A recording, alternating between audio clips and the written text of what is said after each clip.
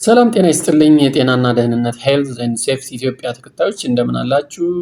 ዛሬ እጅግ በጣም አስፈላጊና የብዙዎቻችን ጥያቄ የሚመልስ ርዕስ ይዘን ቀርበናል።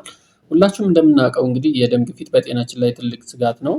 ነገር ግን መድኃኒት ከመጀመራችን በፊት ወይ ደግሞ መድኃኒትም አብረን ጎን ለጎን የደም ግፊት መቆጣጠሪያ መድኃኒቶችን አብረን ጎን ለጎን እየወሰድንም ቢሆን በቤታችን ሆነን በቀላል የአተነፋፈስ ዘዴ የደም ግፊታችን መቆጣጠር የሚያስችሉ ዘዴዎችን ነው የምናየው። እነዚህ ደግሞ እንግዲህ በሳይንስ የተረጋገጡ ናቸው። የተለያዩ የሳይንሳዊ ማጣቀሻዎችንም በዚህ ቪዲዮ ላይ ስላለ እስከመጨረሻው እንድታዩት እመክራለሁ። እናም 3 ድንቅ የአተነፋፈስ ዘዴዎችን ነው ዛሬ የምናየው። ተከታተሉ።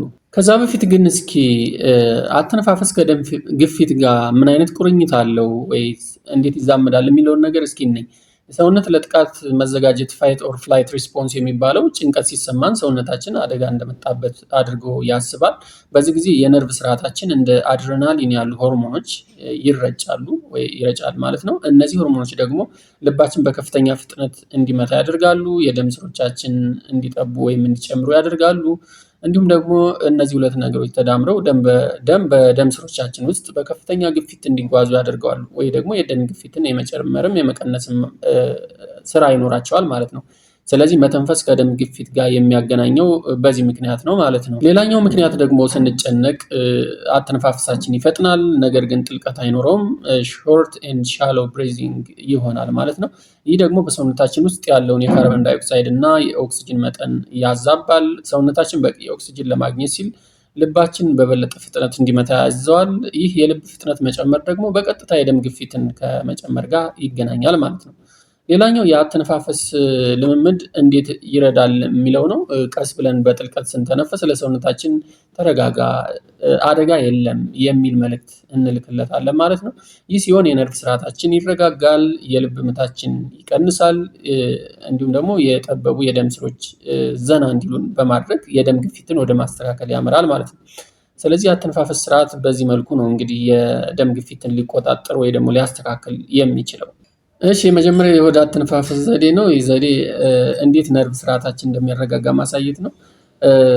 አንድ እጃችሁን ደረታችሁ ላይ ታደርጋላችሁ፣ ሌላ እጃችሁን ደግሞ ሆዳችሁ ላይ አድርጋችሁ መተንፈስ ነው።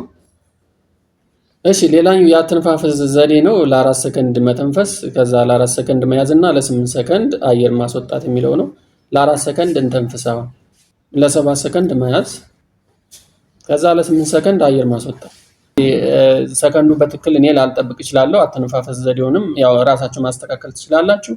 ይህንን ብቻ ለ4 ሰከንድ መተንፈስ፣ ለ7 ሰከንድ መያዝ እና ለ8 ሰከንድ አየር ማስወጣት የሚለውን ነገር ከተረዳችሁት በራሳችሁ መለማመድ ትችላላችሁ ማለት ነው። ሶስተኛው ተለዋዋጭ አፍንጫ ቀዳዳ አተነፋፈስ ነው። ይህ ዘዴ የደም ግፊትን ለመቆጣጠር እና የአእምሮን ለማረጋጋት ያለው ሚና ነው የሚያመለክተው።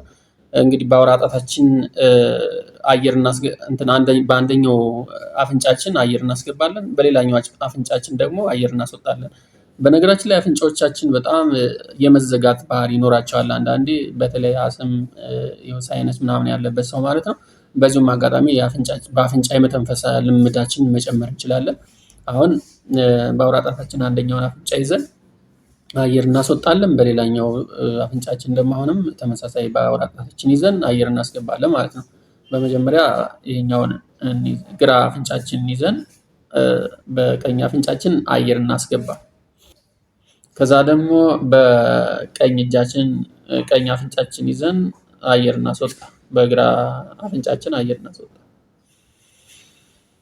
እንዲህ እያላችሁ እንግዲህ የራሳችሁን መለማመድ ትችላላችሁ። በዚህ አይነት እንግዲህ የደም ግፊታችን በተወሰነ መልኩ በቤታችን መቆጣጠር እንችላለን። እነዚህ ዘዴዎች በጣም ጠቃሚ ናቸው፣ ነገር መድኃኒትን የሚተኩ አይደሉም።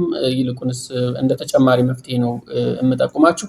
ይህ መረጃ ጠቃሚ ሆኖ ካገኛችሁ ለሌሎች እንዲደርስ ላይክ እና ሼር በማድረግ እንዳትረሱ። ለቻናላችን አዲስ ከሆናችሁ ደግሞ ሰብስክራይብ በማድረግ ቤተሰብ ይሁኑ። በቀጣይ በሌሎች ቪዲዮዎች እስከምንገናኝ ጤናችሁን ጠብቁ። ጤና ይስጥልኝ።